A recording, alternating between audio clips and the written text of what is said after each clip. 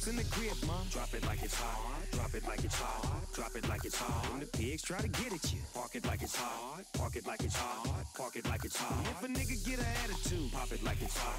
Pop it like it's hot. Pop it like it's hot. Got the rollie on my arm and I'm pouring Sean down and I roll up that sweet cause I got it going on. Drop it like it's hot. Drop it like it's hot. Drop it like it's hot. Drop it like it's drop it like it's drop it like it's hot.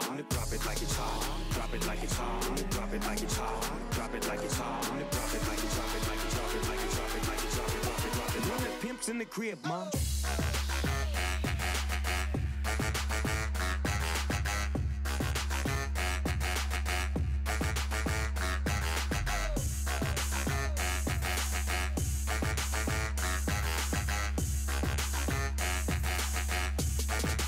Drop it like it's hot.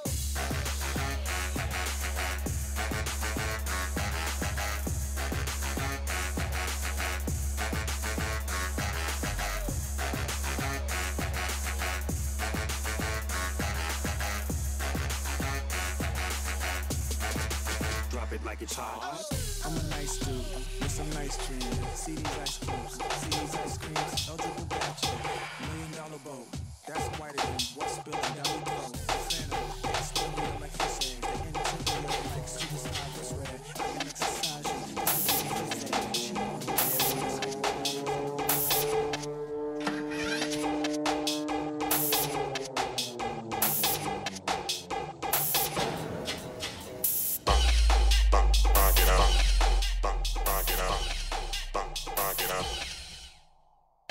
He's false witness. Love.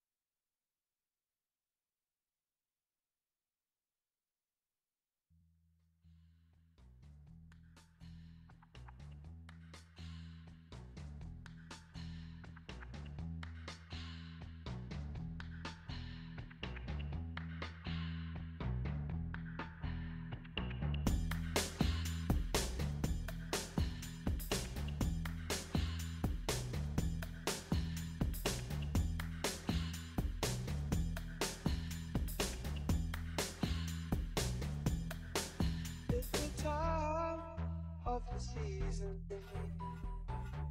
When love runs high in this time, give it to me easy and let me try.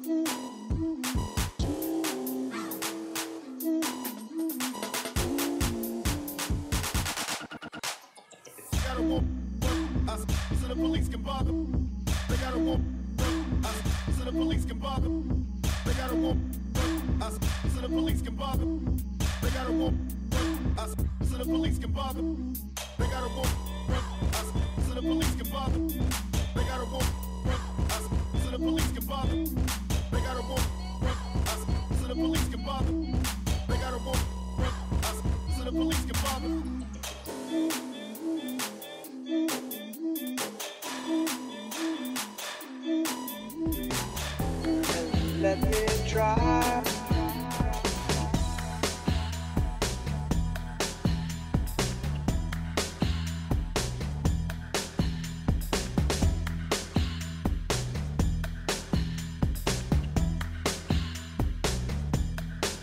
What's your name? Who's your daddy? He rich. Is he rich like me? Has he taken any time to show you what you need to live?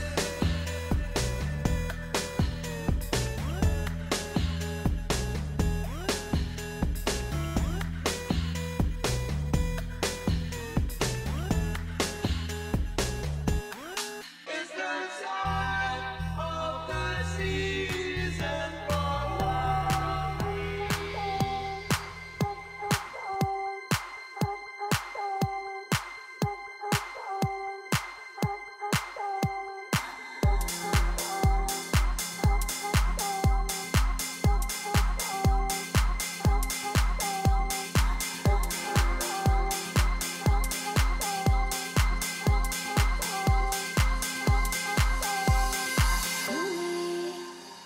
We used to be together, every day together, always. I really feel that I'm losing my best friend. I can't believe this could be the end. It looks as though you're letting go, and if it's real, well, I don't want to know. Don't speak, know what you see, so please stop explaining. Don't tell me 'cause it hurts. Don't speak, I know what you're thinking. I don't need your reasons. Don't tell me 'cause it hurts. You and me, we used to be together, every day together, always. I really feel that I'm losing my best friend. I can't believe this could be the end. It looks as though you're letting go, and if it's real, well, I don't want to know. What you said, so please stop explaining. Don't tell me 'cause it hurts.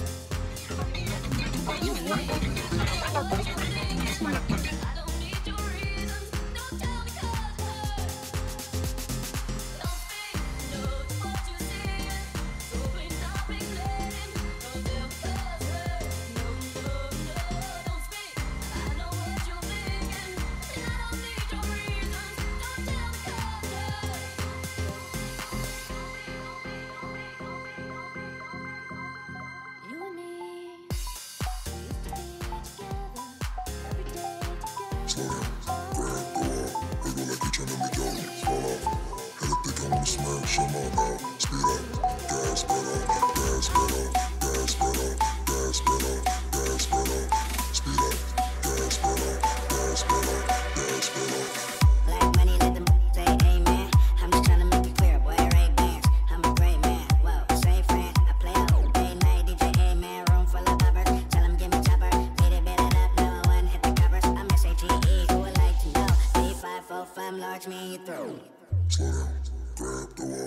roll like you tryna make your own fall off. Hella thick, I wanna smash them out now. Speed up, gas pedal, gas pedal, gas pedal, gas pedal, gas pedal. Speed up, gas pedal, gas pedal, gas pedal.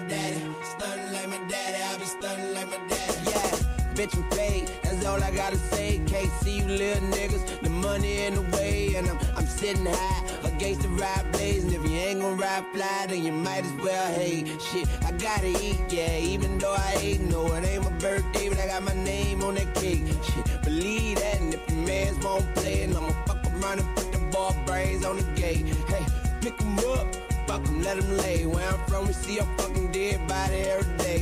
That's uptown, throw a stack at 'em, make a song about me, I'm throwing shots back at 'em. Bitch, I'm a pipe, she like a crack addict, and she saw me cooking eggs, she thought I was back at it. Yeah, I grabbed my keys, ho, I gotta go, got my motorcycle jacket and my motorcycle low. You know the Yamaha, Chromed out 1100. what I'm doing, Getting money. what we doing, what they doing, Hating on us. but they never cross. Cash money still a company. And bitch, I'm the boss, and I be stunning like my daddy, stunning like my daddy, stunning like my daddy. I be stunning like my daddy. I'm the young stunner, stunning like my daddy, stunning like my daddy. I be stunning like my daddy. Shorty, 98, 45 paper plates, 10 the whole thing, big money, heavyweight, 100 stacks, spend 50 on the candy, 25 on the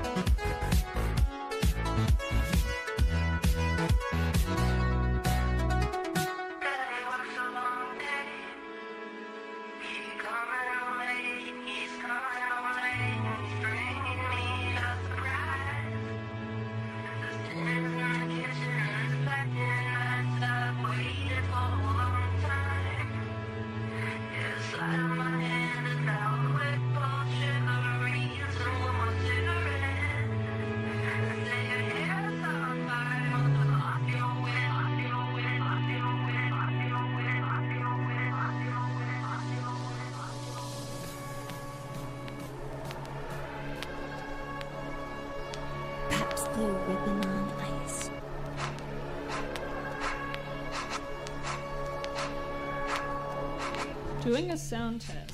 Doing a sound test. Test. Can this be very quiet for you? Can you give us a sense about if you're hearing us clearly? Can someone hit the chat and tell us if you can hear me clearly?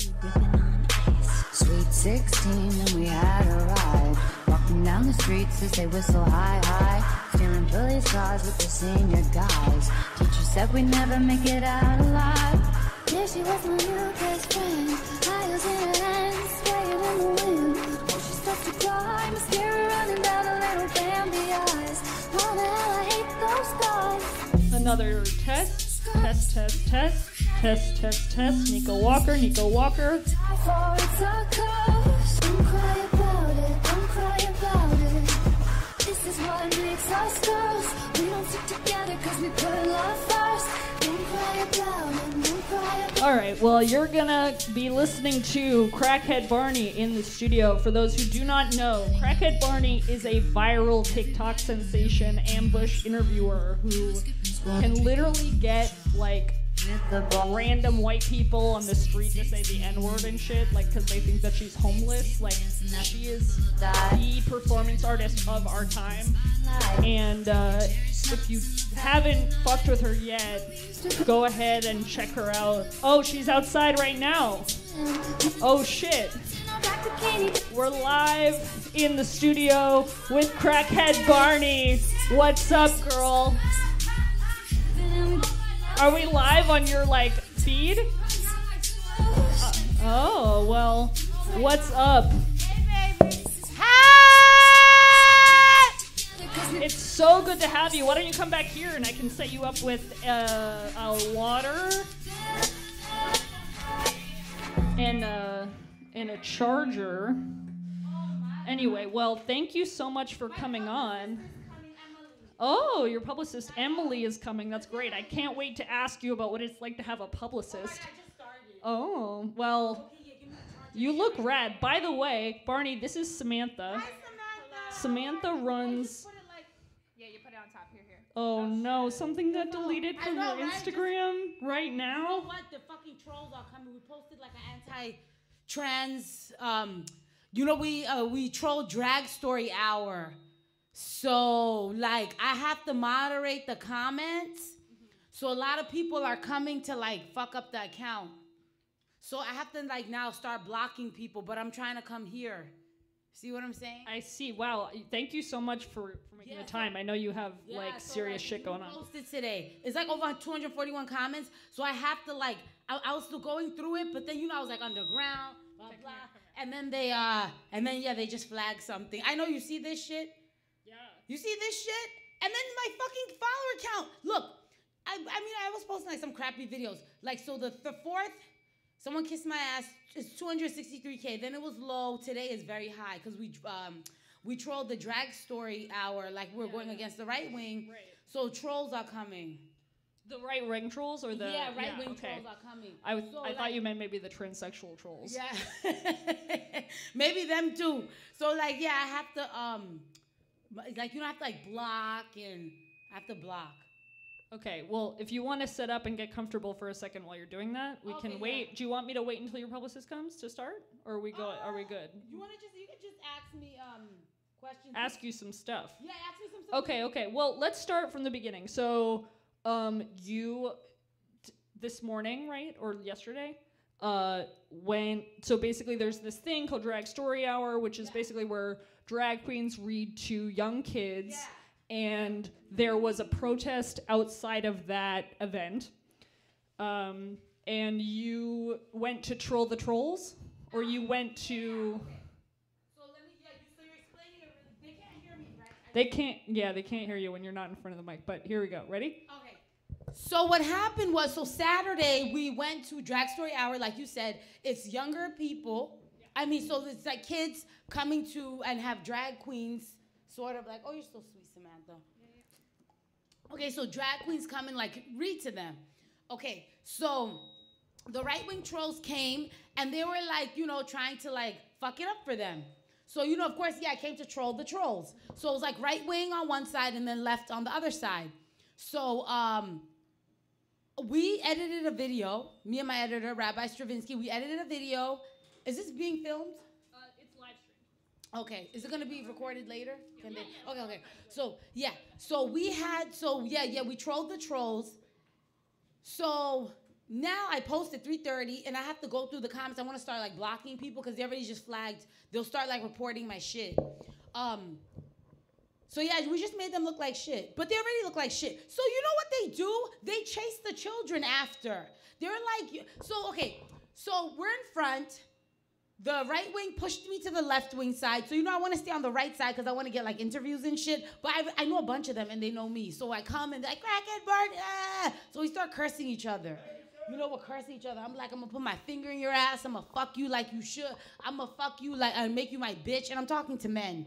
And, they're, like, telling me to put on clothes, my nipples. I look like shit. They're calling me fat. They're like, my stomach is big. My ass is flat. They're going on and on and on about my body. Like, real like shit. And I'm like, your eyes are fake. You look like shit. You're short. Fuck you. I'm going to fuck you and make you my bitch. So we're going back and forth doing this shit. I don't want to talk. I don't want to, like, what is that called? I don't want to, like, say, like, the next episodes that we're going to drop. So we're going to do Nigga Claus. Because it's Christmas, and then interspersed it with Drag Story Hour. And my editor left me, but that's another story. My first editor left, so I'm working with my friend, who I'm like kind of teaching. I want to say I'm teaching him editing because I'm teaching him how to edit and telling him what to do. So I'm teaching him how to edit. So he's editing the episodes, and I'm doing everything on myself, and we're demonetized, so I have to figure out how to make money. Which is a challenge, but not a roadblock, as we say. Exactly. So what is it a secret? Like, can you like riff on like what you might be planning, or is it to be determined? Oh yeah, to be determined. I don't like to talk shit into the future because it may not happen, and I feel like evil eyes, evil ears. I don't want to talk, but yeah, I'm trying to work with like some companies. But hold on. I want to work with some companies. I want to work with sponsorship.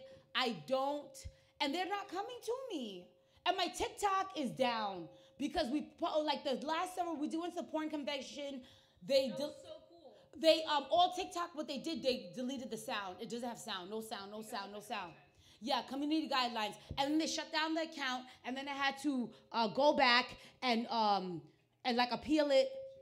Yeah, my shit is dead. And then I had to appeal it, and then it's now back up, and now I have to log back in. And I logged back. I didn't log back in because I'm doing Instagram. I'm uploading like every fucking day to Instagram and Twitter and trying to like keep up with Instagram. But I'm gonna go back into Instagram, and TikTok, and then log back in.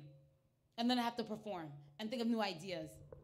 That's a lot. Like, so what is a typical, because that raises like, what is your schedule like? Like how do you stay organized? How do you continue like to keep up with your calendar and all the events that you need to hit when you want to do interviews? What's your advice for people who are trying to keep up with events?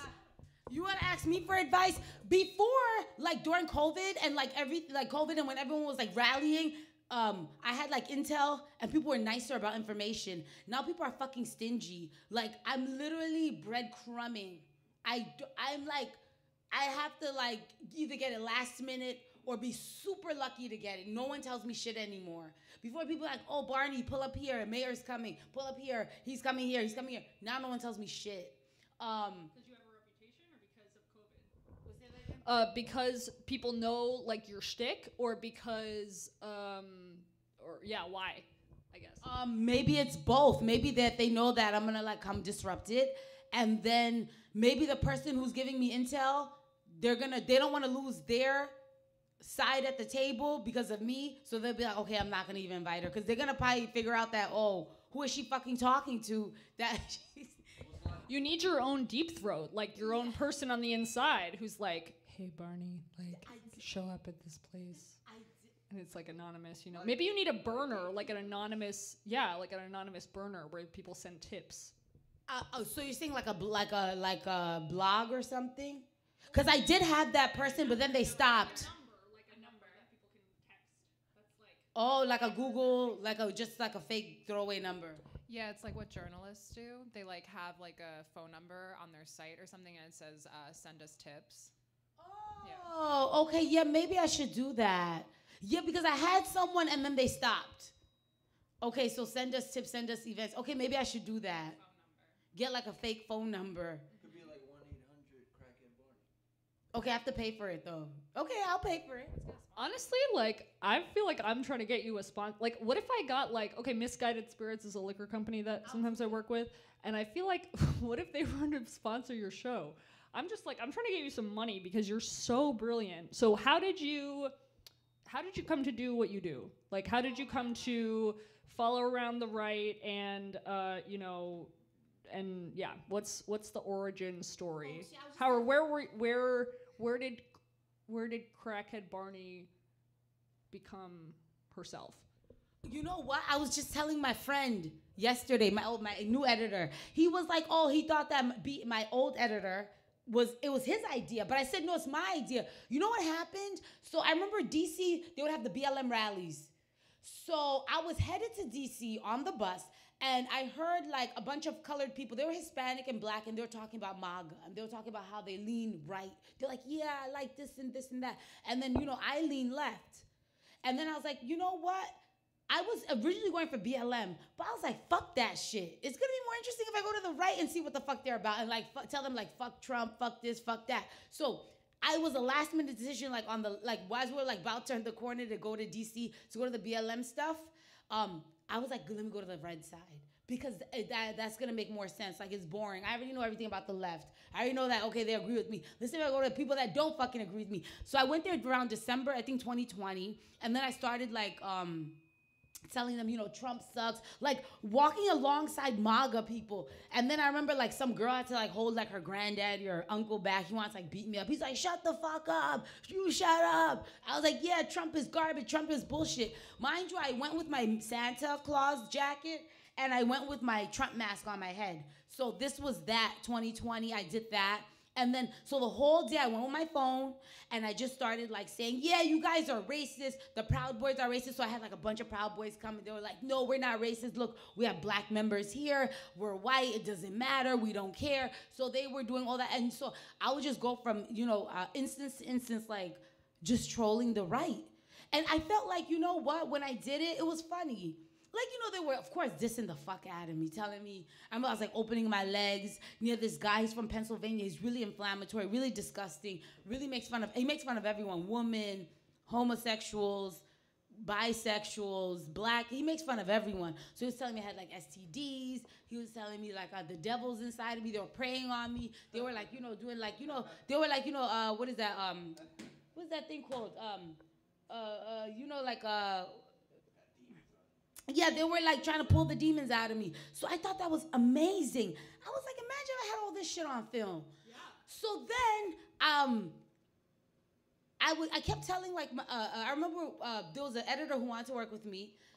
And I kept telling him, fuck you, I don't want to work with you. But then I was like, you know what? Let me do something different. Nothing's happening in the streets. Nobody's outside. Let me do something new. So I was like, you know what? Come with me to the MAGA rally and film these people like cursing me out. He was like, no, we're going to get beaten. I'm like, no, it's not like that. Just whenever it get crazy, we leave. Because I went by myself. I'm sure with you it'll be a little bit better, whatever. So that was when we got the QAnon shaman and all that shit. Because I said, let's go and do something like, I just thought that little things that I was like, you know what? If I got that on film with like the right editor, it would be something new and something cool. And nothing was happening. So I'm like, why not? Fuck it, let's do that. And then I brought my friend Piggy, the NY Pig. I was like, yeah, let's all go to DC and just get like these like funny interactions with all these like racist people, these MAGA people that are on the other side. Like, it's interesting. It'll create like good commentary. So that's how it happened. Actually happened by accident. It was a total accident. And then I was so shocked at the success of the show. And then also, I remember I did a podcast with like these like white boys from Long Island. And like the callers would call and curse me out. And I'm like, you know what? That'll be interesting. That was like what I wanted to do originally, like a podcast, and then have like racist people call and curse me out. So I felt like if the MAGA thing was sort of like that, but in person. Mm-hmm. Yeah. So that's how Crackhead Barney was born. And Friends, that show. Yeah. Here, let me see my Okay, cool. Wow. Yeah, I mean, I didn't even know that that was the first kind of iteration. Yeah. No, I mean, that was epic. Like, I remember, well, I think we met in almost exactly a year ago.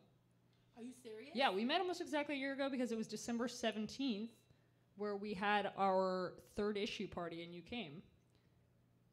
I wanted to work with you. Yeah, I kept you came begging through. you. Yo, it was the best though, and then we begging did. you. I remember I begged you. I was like, I have to get in this fucking magazine. I knew about you guys before everything, but I think you ignored me. And then like maybe when I had like a name for myself, you're like, okay, then I want to work with her. But yeah, I was like begging to work with you. Where is this bitch? I'm outside. Hold on. Let me go get her. Okay, cool. Well, yeah, so I just didn't know what was up. But then when we met, you came through. Yeah, oh yeah. And that was fun. Like, oftentimes people will beg us and beg us and beg us, but I'm like, come to one of our events. That's the best way to meet us. So if anyone out there is trying to link with Dirty, the best way to do that is to come through Radio Bonita, because then we can meet in person. It's much, much easier. Hi. Oh my God, you're Emily, the publicist. Hi. Oh my God, wow. Come on, come. Come behind the counter. You went to Brooklyn, Fulton Street. Okay, come. Yes, we're going to interview you too.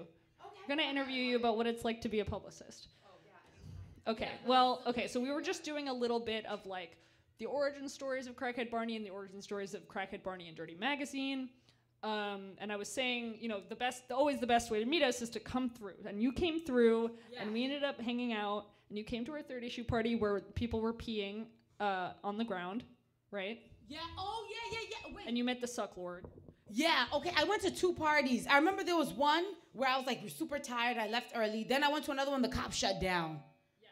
Yeah. That shit was good. It was fun though, right? That shit was fun. Yeah. And then I met Over Manic. Are you associated Over Manic? Yeah. Over Manic was there. And then there was those DJs, those white boys. What's their names? With the DJ. Sex Pays, and then there's I like Fuck You. What was that? He made a Fuck You t-shirt. What the fuck? Dak? No. There's Dak. There's God. The white boys with the blonde hair. Yeah, Sam. Okay, Sam. Yeah. What's that their brand? Wait, what are you talking about? Villainous? Yes, Villainous. New York. I saw them in Miami. Yeah, and then they're awesome. Yeah, so I went to that party. I went to several parties yours, and I always wanted to work with you. I was like, I want to be in Dirty Magazine. And then I was in it. Yeah. But I want to be on the front cover. That's okay. That's going to happen. Okay, good. That's what's up. And you know? God is my witness. It's going to happen. Yeah. You heard it here. The publicist has spoken. The publicist has spoken. You will be on the cover of Dirty Magazine. Mark my words. Thank you. Or Vogue. Oh, okay, I'm loud. Vogue's next. Okay. Vogue is next. Yeah. Okay, so... Emily, do you want to come back? You sure you come so that you can sit? Because you could take one of the stools and then... Okay, great. It's all good. It's family style here. Okay, so we talked about the origin story. We talked about you and Dirty. Okay, so basically, so my colleague... Barney needs Jesus. So then that's what... I mean, Barney has Jesus. I feel like you're doing God's work. Here's how I really feel. I want to block this person. Yeah, okay. Well, so... for people who don't know, I'm here in the studio also with Samantha Sutcliffe, who runs Uncensored New York, and I think that she has some questions for you also, because her work is all about, it's very like anti-cancel culture, censorship programming, and also very much about finding solutions to interpersonal conflict that don't involve rejecting people from your community and trying to address the root problems of violence, et cetera, et cetera. Conflict resolution, transformative justice, and restorative justice. Wow, we finally need it. Okay, so if you are interested, you could ask a question. I think one of the questions I have is, what do you think about like the current state of media right now, or even more so like hate in media? That's what I've been thinking a lot about, like how it generates profit. Meditations on hate, media, and profit. Right now, oh my God, I feel like, Instagram is becoming like, I can't even post like what I really, really want to post. I feel like it depends what side of hate you're on.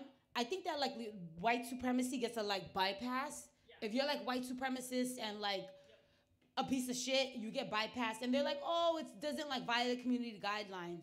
But I think that if you are for the right thing, let's say if you're like pro-trans lives, pro-Black Lives Matter, you're probably gonna get like shitted on. It depends what side of hate you're on. I think the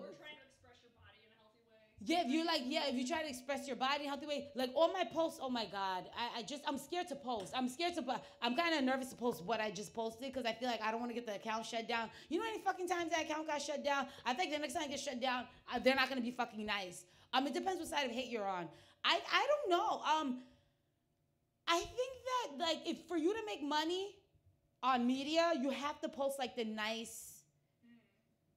You know, TikTok just wants to see like fucking dance challenges all the fucking time. And it's like geared towards like a younger audience. They like my shit. People know me off TikTok more than Instagram. So it does travel. But I think that now that they know that I'm political and they know the agenda that I'm pushing, I'm really getting stopped a lot. I'm really getting like red taped and redlined a lot. How do I bypass it? I have no fucking clue. Just keep going. Well, you also have like, you have your show, you have like other platforms that aren't Instagram that people get directed to, right? Like from, like you take that traffic and you turn it into like your podcast and your TV show and stuff, so that there is like kind of a redirection possibility. I need to get back on my podcast grind. Need to get back on that. You have a question? Oh no, I was just gonna say that it's like, so it's sort of working like we are relying on something that won't let us express ourselves.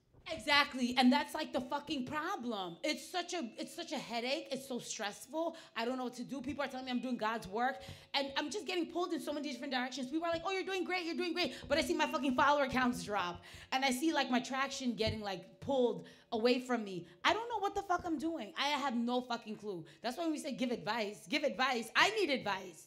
You want to give advice, Emily? Well, that's why you have a publicist, right? Okay, let's connect the dots.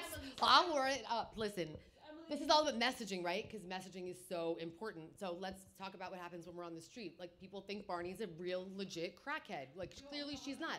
Let's go back and read like her Wikipedia page. You know, get a little glimpse of Barney the dinosaur is a part of this. Like she was in the September 6th, rallies interviewing.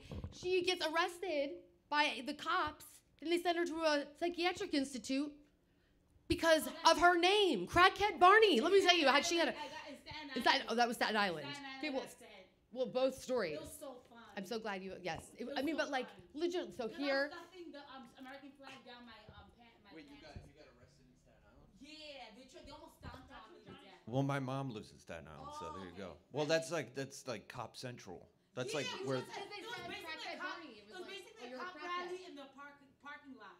And it was a MAGA rally in the parking lot. Well, I mean, unless you're Irish or Italian, you're going to fucking jail. I was trying to tell them Irish and Italian, but they didn't believe me. Yeah, well, I mean, I don't But, they arrested her and sent her to the psych ward. Like, It was so funny. I mean, it was so funny. It was so funny because all my friends were afraid to perform. I was like, fuck that shit. Oh, I was like, fuck that shit. Let's start fucking performing. And then that shit happened. I remember. Okay, so this is what happened. We were it was our first episode. I went with two editors, Piggy, it was me, and his girlfriend. And we're like, yo, let's just start fucking like they were scared. They're like, no guys, we're like the only like BLM. Everyone is really in red hats. Staten Island, Cop Central, Trump rally in a parking lot. They were amplified. They were like pissed. So we walk in there and we acted like we're normals. I was like, God, fuck this shit. Just let's start. So then I had put my Trump mask on, and then I started stuffing the American flag down my panties. And then I think I took it out, and then they took it, and then they threw it. And then they threw it, and then they started like fighting with me like a tug of war. And then Piggy had to cover me because then they wanted to like murder me at that point. I had to cover me because the mob was coming, like an Italian mob was coming. And then I had like these black dolls in a stroller, and we got separated obviously because the cops pulled me away. Me and the dolls got separated. Me and the dolls got separated, and then And then and then after that, my friends scattered because the mob came after them. They're like, so you're with her? And then they all had to like run for their lives. And then when they knew that they were with me, they took the white people took the dog. They were like stuffing it and banging it into the dumpster. What do you think about organized crime, like in general? Are you talking about like Young Thug, YSL, or like Mafia, Gambino family, like? Well, I'm curious about like mafia, but I am curious about also. Okay, so like the mob, yeah. Okay, so listen. What do they say? You have to know the pick your poison, or you have to know like the monster. Like I'm sure there's origins as to why and how it came about. Maybe because the family needed money, the government wasn't supporting them. And like I'm sure like that's how like the Mexican drug cartel, like the Mexican drug cartel is bigger. The police are working for them. So the government is basically not funding or feeding the people, and then the people need money and resources. So these organized crime families have to support the community. So that's really like the origin of how it came about, in my opinion. Same thing probably with Young Thug, YSL. Maybe they feel like they're not getting the resources that they want from big corporations or the government, so they create their own cartel. They create their own government system. It's basically run like a government too. It's basically run like a corporation. They have their own language. They have their own currency. They have their own rules. They have their own specific ways of interacting and acting. Anything could be a cartel. Shit, Crackhead Barney and Friends could be a fucking cartel. Yeah, they could think that it could be like a fucking organized crime, cause I'm getting all these people like, yeah, fuck, yeah. That also you have to also think like that. Like I'm starting a movement.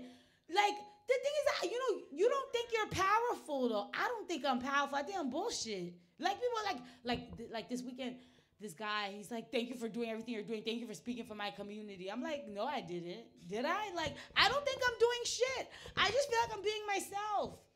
I don't feel like I'm doing anything. I've always been like this. I'm always like loud and like unapologetic. So I don't really feel like I'm doing anything. When people tell me I'm doing something, I'm like, oh, okay. So you think I'm doing organized crime? Well, no, I just was kind of curious what your riff was. So are you going to I don't know anything about your family or anything. Are you going home for the holidays?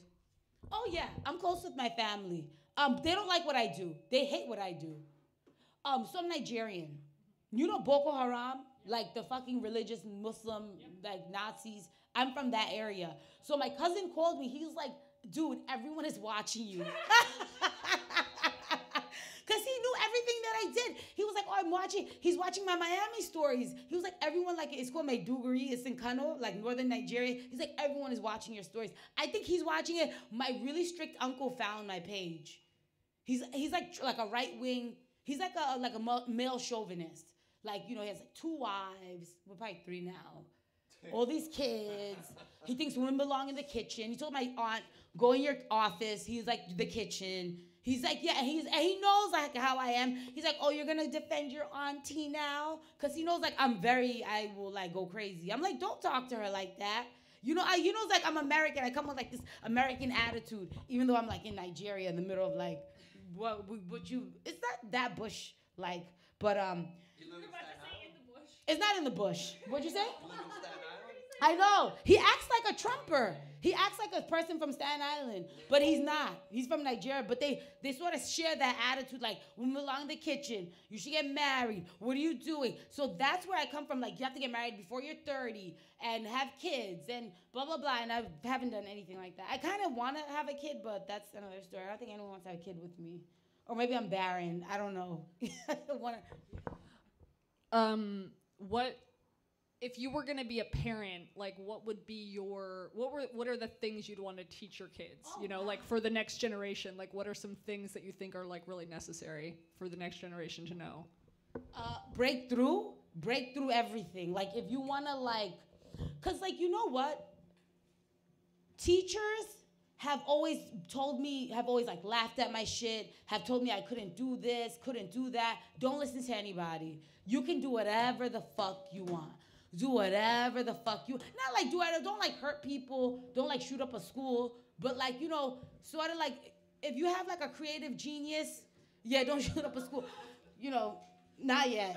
Yeah, not yet. But like I'm just saying, like if you have like a creative genius idea, don't let society or people or community tell you that you suck. Because my whole life people have been telling me that I suck. My ideas suck. They're too weird. You're too dumb. You're too this. I've always been told I'm too loud. I'm too strong. I'm too aggressive. I'm too. Don't listen to any of that shit. Fuck that shit.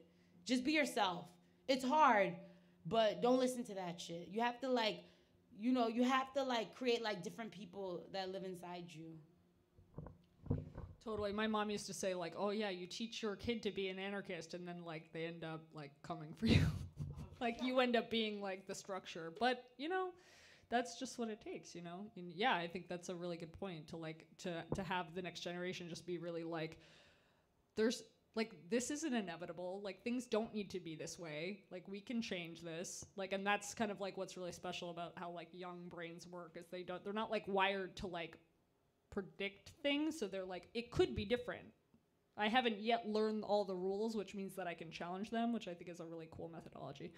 Anyway, but Giovanni, would you like to ask some questions? Let me come around. Here, take the mic. Emily, you want to talk? I could talk forever, but you should also talk about trans lives. Oh, okay. Giovanni. We talked a little Oh, did you talk about that? A little bit. I feel like Even about the drag story. no trans lives, like the protests.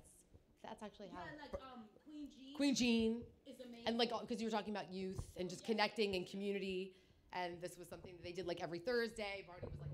Oh yeah, I'm a huge fan of Queen Jean. I was just talking to her earlier today. Okay, Queen Jean, she's a black trans activist.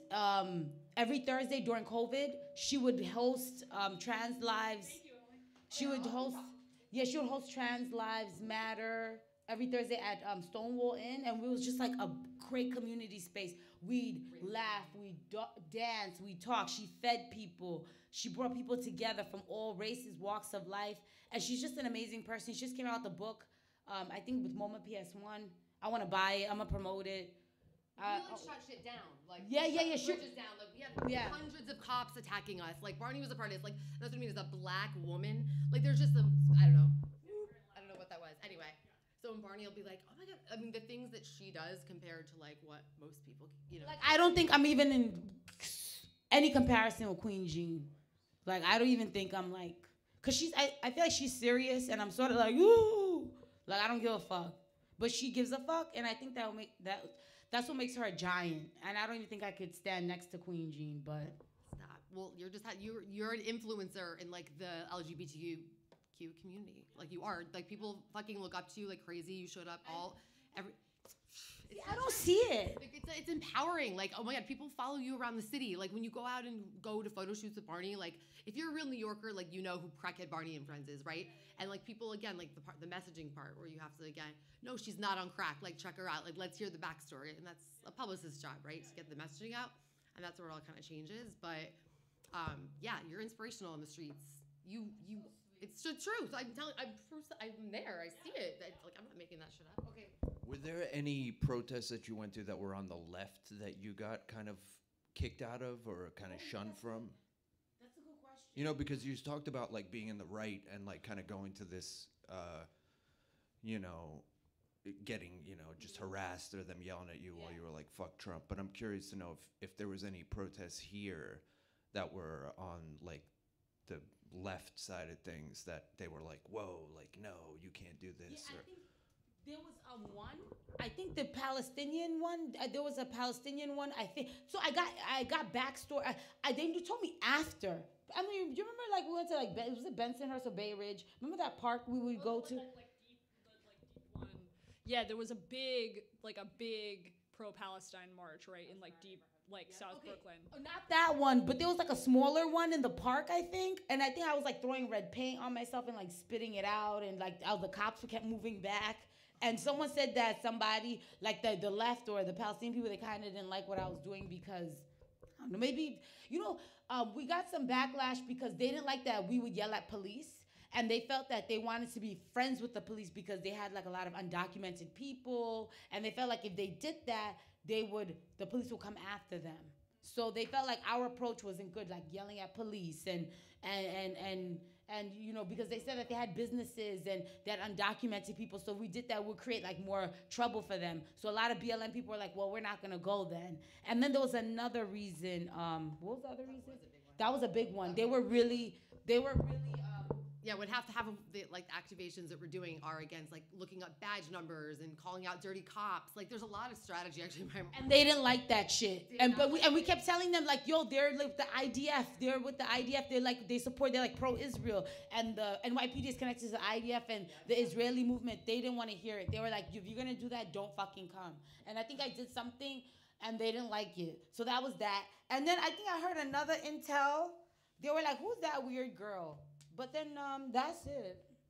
But what about like the way girls on the street react to you? Like Santa, right? Like yeah. It's like, well, you say it. What do you? I don't know. You tell me. You know what? I don't look at other. I know girls don't like me. They're like, what the fuck is she doing? And a lot of guys don't like me either. But like, what the fuck is she doing? Yeah, they don't like what I do. No, I think they secretly do like you and want to be you, and that's why they're like, ugh. Like, I mean, this is women's liberation. That's like part of who you are. Yeah, I mean, okay, so I think that this is a good point. So there's, because I heard a couple things that I want to parse out. One, she's not actually on crack. Because like, yeah, okay, sure, but like, why not listen to, like, crack users are like a part of New York City history. Yeah. There is a reason why like the crack epidemic happened. I feel like there's a lot that you're saying even by like using that as a part of your handle, like personality, whatever. And so like even if you were like, obviously there's like it's provocative. Yeah. You're you're kind of placing yourself as a product of like a whole history in relation to the war on drugs, also like using a children's character to like, to like amplify the message that creates like a provocative message, right? But also like your whole aesthetic and is a choice, right? Like everything that anyone does when they walk out the door and how they they present themselves is a part of their own performance. And it seems like, like people get antagonistic. Like it pisses people off in all respects of life because maybe like you're making it more obvious, similar to the way that like people get upset when they see, not similar, but like related to how people get upset when they see like trans people on the street because they're like, what the fuck? Like you're breaking the rules.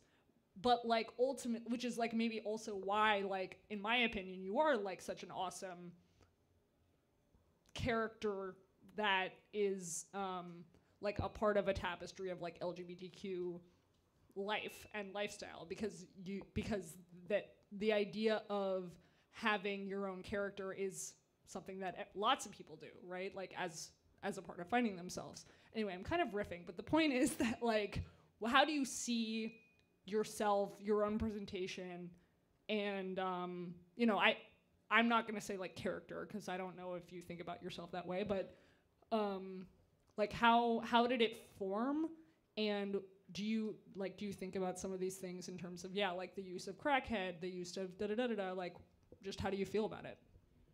You know what? I didn't really care until people started talking about it. They're like, oh, you're making fun of like crackhead and you're like not monetizing, like sort of like making fun of it. And I didn't think of it like that because I had one eye on the Barney costume and I'm super skinnier than Barney. I'm not skinny. They called me fat this weekend. So I'm skinnier than the regular Barney. So they would call me crackhead Barney. So as I was stacked also, like what? I'm trying to say you're stacked, you're really hot. I know, but I didn't. That's what I'm saying. I don't think so. Who was offended by the crackhead comment? You know what? Who was offended? Like some black people were offended, and then there was some like a respectability angle? maybe respectability. A lot of black people get super uncomfortable with my performance because of the respectability. You're making black people look bad. We had to fight especially like the older ones, like from the 60s. Like we had to fight so hard. I think that's because crack in the late 70s throughout the 80s affected the black and Spanish community so Yeah, they're like, you're making. especially New York. Yeah, like you're making black people look bad. We had to fight so hard. What are you doing? You're like sort of like destroying like this image of like what a black woman is. But that's the whole point. You're supposed to destroy what the fuck the image of what a black woman is. I mean, what the fuck is a black woman? How does a black woman act? How does a white woman act? You can act any way the fuck you want. It depends, like, it's how you perceive it and how you express yourself. So yeah, there is the respectability politics and that they're making fun of something. But you know what? You could take ownership back into it, like nigger. You could say nigga. Like you're taking ownership back into crackhead. You're taking ownership back into the negative association with it. Being a crackhead, I don't know. I just like the name because it's provocative. It's attention. I'm an attention whore. I like attention, and I get the attention with the name. And people don't believe me. They're like, no way, that's your fucking name. And they're like, oh shit, that's a really fucking name on Instagram. It's really Crackhead Barney. So I like that. I like to shock. I like shocking. I'm an exhibitionist. I'm a histrionic. I like shocking. Did I answer your question? Yeah. Oh. A bunch of, yeah, I mean, you hit on a lot of things. Yeah, so you also, you studied art, right? Yeah. Can you tell us a little bit about, sorry, I always look at the door as if someone's going to come in, but there's nothing. Yeah, it's, you know, the mafia vibes. But yeah, so, yeah, can you, no, well, I've been saying I'm the Rachel Dolezal of being Italian. Oh, okay, that's fine. Yeah. Okay, I was going to ask about your art practice. You know, you were an art student. What was your favorite art movement? Oh, that's a great question. I remember I really liked surrealism and Dadaism. I really liked Dada because they would like break down. Oh, you're so Dada. Yeah, I really liked it. And like, what was it, the post World War II? And like how they would like sort of like go against like the government and like, were they going against surrealism? Oh, like They're going against surrealism, right? Yeah, realism, not surrealism. But it was an extension of surrealism, right? It was like a even more like unfeathered, like more like crazier form of surrealism. Like it came out of the surrealism. Your performances though are kind of that I've seen are very Gunter Bruce, like you know Otto Mule. Yeah, I think I heard of him. Yeah. These are all surrealists. Actually, being an actionist. Yeah, so like I remember I loved Dada. I like surrealism. I like theater. I remember Bertolt Brecht. Mm-hmm. Yeah, very, very Brecht. Yeah, I thought about. Fear of the oppressed. Yeah, I thought about him and all that shit. I guess it's, you know, the sad part is like it's very European leaning. Mm-hmm. It's very European. And then sometimes when I thought about like my education, I'm like, shit, that's probably why I get along with white kids. I was like, is that why I get along with white kids? Because, like, you know, they went to art school. I got educated, like, in a white space with, like, a white, you know, because, like, all these, like, philosophers, they're European, like Kant and Hume. And they sort of, like, those were, like, artists. They sort of got, like, their thinking from these white artists. And then I was like, wait, I hang out with, like, a lot of white art studios. Yeah. I think that's interesting point that you're making with, like, because there's a lot of white performance artists from the 70s. Yeah. And also 60s. Like, you don't really see too many from the 70s and 80s, even the 90s that are like black performance artists like Coom Transmissions or, you know, Genesis Peorage from the 70s. And I think it's interesting that you're, you know, a woman of color in New York. Yeah. And doing it, because there's not many white people even doing it anymore. Matthew Silver's. Yeah, there's like there used to be more, but it's good that you're kind of, you know, I'm sorry. Oh no, I mean, Adrian Piper comes to mind. I don't know if you like. She's black. Yeah, she's black. I mean, I don't really know. Okay, so she had a whole thing because she was passing. Like she would always say like her whole piece. I don't know if she's actually biracial, but she had a piece of art that was like, because a lot of people would hang out around her and say a bunch of racist shit because they thought that she wasn't. They were like, "Oh, you're white." I think she's light skinned. Yeah. And she's like lighter than high yellow. Like she's yeah. Okay, whatever. But you know what I'm saying? Okay. Yeah. But she had a business card that she would hand out or leave places that was like, "Dear friend, I'm black." Like you might not have known that when you said that racist thing, but like here, da da da da. And similarly, like she had one that was like, that she would give to guys at bars who tried to hit on her. That was like, don't, you know, like, I'm not here to get picked up, like, type of, like, just like a little calling card.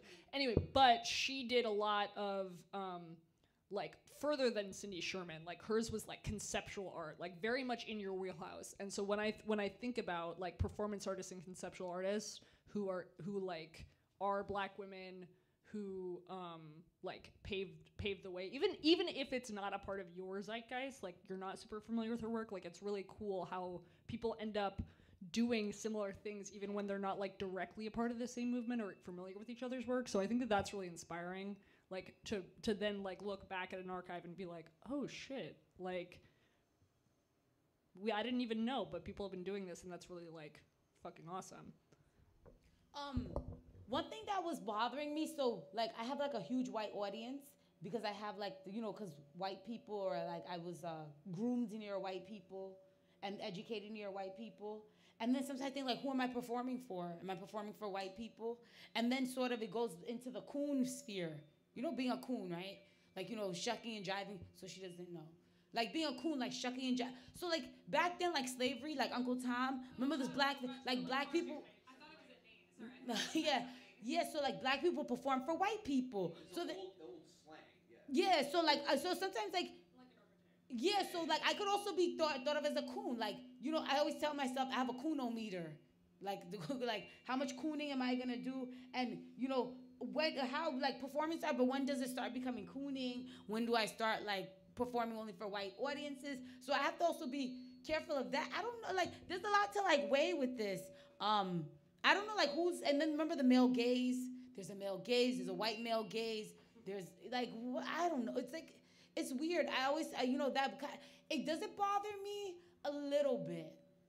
A little, because I'm like, who the fuck am I performing for? Am I performing for white people? Am I performing for myself? Am I performing for inside of me? And the thing is that who lives inside of me? Because if I'm being educated from a white male gaze, then who the fuck's eyes am I seeing from?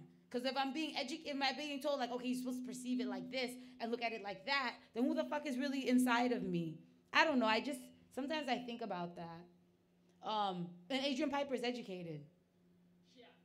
So like all these artists, so maybe she also has the white male gaze inside of her as well. But I think that she shouldn't tell people she's Black, so she could get like elicit more like truth from them, and then be like, aha, you know. I think that like I can't do that. I'm Black, but people still do racist shit. You know, the Dirty Magazine party. Remember the one that we had, the one that got rescheduled? Like this white girl, she's like, oh my God, Barney, there's Black people outside. I don't know how to talk to them. Can you come outside and talk to them for me? She did that. I don't even know. Some white girl. Some white bitch at the fucking dirty. Yeah, she's like, Barney, please come talk to these Black people. I don't know how to talk to them. Well, that's like when you see like a white girl on the train, there's a Black actual crackhead that gets on the train, scares the shit out of the white girl. Oh, you know? Okay. So she like doesn't know how to talk to them? Doesn't know how to talk to them, exactly. Oh. Terrified. That's something that, you know, I see a lot. I think that you probably see too, because you're on the train a lot, right? Because I've seen you on the train like so many times. Yeah. Especially the L, I used to see you with your Trump mask and your baby carriage, right? And I think like, at one. I think it's hilarious. I know. No, for real. Like that's what I'm saying. Like, don't make the white people uncomfortable. God forbid. Yeah. Well, I think it's interesting that you're saying that you make a lot of the Black community uncomfortable. The older Black community, which is, you know, and younger, they don't know what the hell's going on exactly. And I think it's maybe. Do you think it's because a lot of the older white or younger white community has gone to like were able to go to art school and experience like theater and like performance artists and learn about that stuff? Do you think that's like maybe a reason why, you know, they were able to get an education and have all these kind of like tools and influences and you go to shows all the time. Like, you see that shit because I think that like a lot of like the lower class or like a lot of oppressed communities, they don't get to experience a lot of that, you know, because they don't have the resources. Do you think that's true, or is it half truth? Yeah, I think that has a huge part to do with it. I don't think they're lower community. They're just, you know, disadvantaged in that they weren't educated like in a college or a space for like higher education. So I think, yeah, I think that's why they haven't been exposed to performance art. And I think that one thing that I want to, that's one thing that I liked. I got rejected from the art world a lot. So I stopped fucking performing for them, like applying to grants, trying to get into the new museum, trying to be a part of their world. So I was like, fuck it, I'm gonna take my performance art and just give it to the whole fucking world. That's why I started performing on the subway and started performing online and making like a channel, because the art world didn't give a fuck about me. They didn't want me in their shit. So that's why I do it so freely in the streets, because I was like, fuck it. Somebody gotta look at this shit, not just me. Yeah, totally. I mean, that's such a huge gift to the world, you know? Like, I think we all are so blessed that you're like out here doing your thing. Like, I feel like I've learned so much just from like watching you be so unapologetically yourself. And like, I don't think that everyone could do what you do. And that's like, that's like what makes you an artist, like, and a talent, you know? Like when you're like, when Emily's saying like you're an influencer, you know, like people do look up, like you are showing people like what it means like to stand up for what you believe in, like have be committed to something, even, you know, like whether it's your essence, for lack of a better word, or no, because I'm really trying to stay away from this idea that it's a character, right? Like I'm just trying to say like and I don't want to say shtick because that feels like reductive, but like, you know, you're very committed. You wake up every day. You have a plan. You know what you're gonna do. Yeah. You have a schedule, and that's why I started by asking like, you know, how do you keep your schedule? Because you're a bit, you know, because you're an entrepreneur. And you're a content creator, and you're an artist, and like I think you should be treated that way. That's why when I had you in the magazine, I was like, I would like to have her interviewed like a public intellectual, like who, you know, like as if she's like a Chomsky or whatever. Yeah, you wanted them to take me seriously. Yeah, like, yeah, exactly. You know, the whole like character. You said you want, yeah. You didn't want like the whole like Trump mask. And remember, I was trying to like gear it towards that. You're like, no, I want you to be taken seriously. I don't want you to be taken like, you know, a caricature. Yeah, and that's also okay, but I wanted you to get one feature where people were like, this is a person that you should be taking seriously and listening to. Yeah. And that I think it has followed, you know? Like and even being like even having you in your sort of like you know, the pin curl wig, like very Maryland, like, you know, like, okay, no, this is also an icon, you know, like who should be treated that way. And like Emily said, like every New Yorker, every real New Yorker knows who you are. Oh. And it should be like one of those checklists, you know, that's like, did you see Crackhead Barney before you like graduated? Yeah, exactly. Oh, and we have Rachel Rabbit White in the building.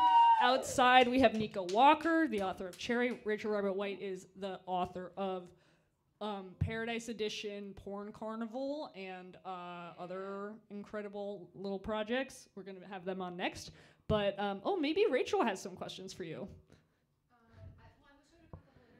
Oh, yeah, you missed it. What the hell? Here, but ask a question. I don't know what I have here.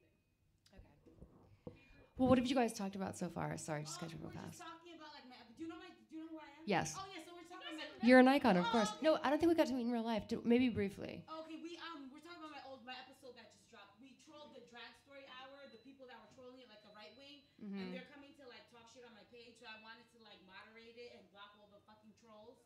Yeah. And then they start talking about our career and me getting like taken away by police and trolling, and that's it.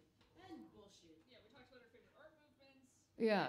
No, I mean, I just love the stories about like, I can't remember who was saying when they met you and you were like on the subway and just like not afraid to fuck with people, and like how it's just like with you, it's like you're living your art kind of 24/7. It feels like when you're in public, when you're in New York City, it's like you, and that's what you're saying about New York City icon. It's kind of like you belong to the city because as long as you're out and you're doing it, like the art's happening, you know? Yeah, you guys are being so sweet. Yeah, we love you. Oh my God. Yeah, I'm obsessed. I don't know. I guess I'm curious though about like what you're doing with what you're talking about with the trolls and blocking them and stuff. Yeah. Yeah, like so, like when you're, is it get emotional for you when you do that, or you just like do you get hyped up about it? No, like, no, I get like as Samantha, like literally while I was trying to like block, they just flagged a post. I'm so used to it. I'm scared of the account getting shut down because I had to always I had to literally fight with Instagram. But you get like upset, like visibly upset. Oh yeah. You have to compartmentalize. I get super straight. Like my whole day gets ruined. My whole day gets ruined. My whole aura gets ruined. I can't talk about anything else all day. I'm just talking about my account. No, I visibly am fucking upset, and like it hurts me to the core. Cause it's like my whole life. You see, that's the thing with art. Are you supposed to like put your energy and your whole ass in like an app? Are you supposed to put all your meaning into an app? We're supposed to put your meaning into. See, that's also dangerous. That I have to like my security blanket is fucking Zuckerberg. You can't put your art into the app because the app doesn't let you express yourself to the way that you want to, or your account gets shut down. And then the thing is that, like, I'm an attention whore. I like comments. I like the fighting. I like people going back, and I love good conversation. I love when people are like, fuck you, trans lives matter, fuck you, it doesn't. I love the conversation under. I'm sad that I have to actually block people. Like, I want people to curse each other out under the comments. I want people to curse me the fuck out under the comments. I don't believe in censoring fucking speech. Like, I want people to get riled up. That's the whole fucking point. Like, you have to live. Like, your blood should be boiling. Yeah, like, your blood should be fucking boiling. Like, you should be looking at shit and just being like, okay, have an opinion about it. Like, I don't like what she's doing. I hate what she's doing. I love what she's doing. That's why I do it, because I want you to have a fucking opinion. I love that. And what I'm getting out of this is, like, you really encourage conflict, which I feel like create space for it, which, like, right nowadays, as we all know, people do not like conflict. Yeah. People do not know how to deal with conflict. They think like, okay, I had a conflict. I can't talk to that person ever again. It's it's a problem. So I have a question for you. On a personal note, how do you deal with conflict in your everyday life? What do you do when you get into a fight with a friend or a family member or a partner? I'd like to bring it back to the personal because, you know, like, people want to know. People want to know about you, you know? So tell us. So you get into it, you and your best friend go to the movies, you get in a fight about, they like Milk Duds and you like Twizzlers or whatever, a real conflict about like, okay, well, so-and-so hooked up with someone that I liked, or you had a political disagreement. How do you deal with that? It depends. There's certain deal breakers that I have. So, do you remember a guy I went with to the Dirty Magazine party, the light-skinned black guy? The guy was, so, he's refusing to give me that magazine.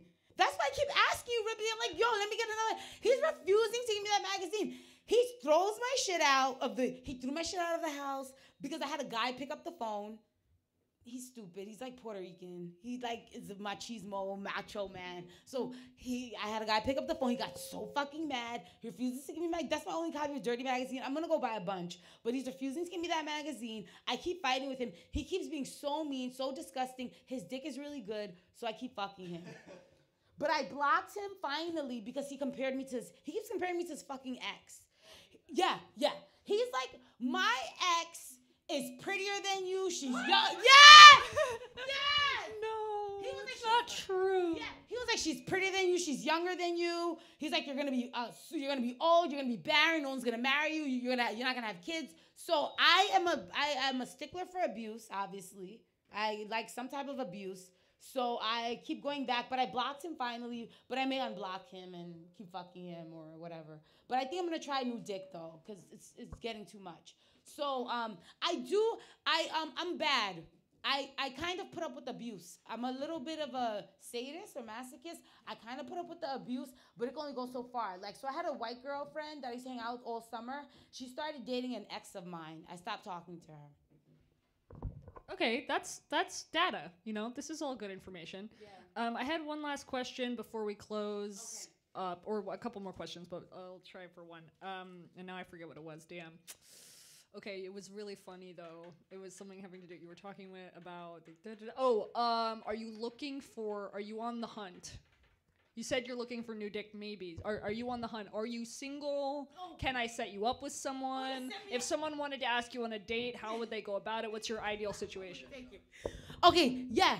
I'm looking for dick. Yeah, set me up. I want to date someone famous or semi-famous or on the come up. I told myself, 2023, no bums. No, I keep fucking with people that like tell me that I'm bullshit. You know, this guy, the guy that had his we were like tonguing and shit. You know what he does? He's like he's a narcissistic like personality disorder. He'll put me down and then be super sweet to me. So it's like a pendulum swing. So he's constantly taking me through these highs and lows. He's like super nice to me and then we'll just drop my self-esteem and tell me I'm a piece of shit the next day. I'm just like, wait a minute, you're just saying you love me. You want to have my baby. Now you're telling me I'm a piece of shit? He's like, your channel's bullshit. You're a bullshit. He was like, you think you're going to do that forever? Look at you. You're old. And I'm just like, listen, get me somebody. Whatever, just email me or you have my shit. Just contact me. Okay, I'm gonna set you up. Awesome. So, hit the DMs if you're trying to go on a date with Crackhead Barney, because I'm trying to set her up with a nice guy, you know. Okay, well, thank you so much for coming on air. This was so fun. Give me a big hug. Oh, yeah, You're my favorite. Oh, thank you. No, for real. It's always such a pleasure, and I'm so excited for the many collabs that are to come. We should more collabs to come. It might be New Year's Eve, but it also might be in March. We'll see. Oh, okay, yeah, I know you have to. You're the head of everything. I'm what? You're the head of everything. Yeah. Cool. Well, thank you so much. You've been listening to Radio Bonita, the anti-imperial radio for the New York City Underground. That was Crackhead Barney.